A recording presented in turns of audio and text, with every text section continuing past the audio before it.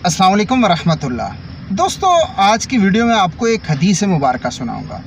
ये हदीस मुबारक रास्ते के हवाले से है। हमारे बहुत सारे दोस्त रास्ते में मौजूद गटरों वगैरह पर बैठे होते हैं, फुटपाथों पर बैठे होते हैं और पास से ख़वातीन गुज़र रही होती हैं, बच्चे गुज़र रहे होते हैं, बुज़ुर्ग गुज़र रहे होते हैं। तो रसूल अकरम सल्लल्लाहु अलैहि वसल्लम ने मना फरमाया है कि रास्तों पर नहीं बैठो। साहबा ने कहा, या रसूलल्लाह, अगर किसी के लिए बहुत ज़रूरी हो तो फिर?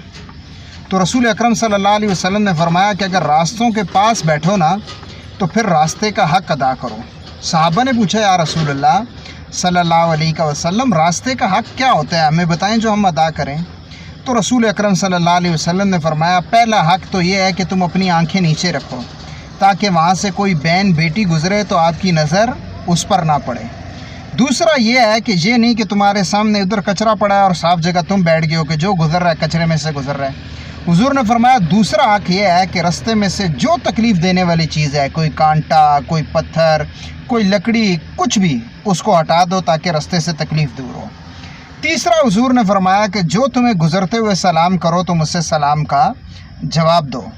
चौथा हुजूर ने फरमाया, जो गुज़र रहा हो उसको नेकी का हुक्म दो कि ये एक अच्छा काम है तो इसे करो, और अगर कोई बुराई कर रहा हो रास्ते पर जाते हुए तो उससे मना करो कि ये क्या कर रहे हो, रास्ते में चल रहे हो, अल्लाह से नहीं डरते, दुनिया सारी देख रही है और तुम क्या कर रहे हो।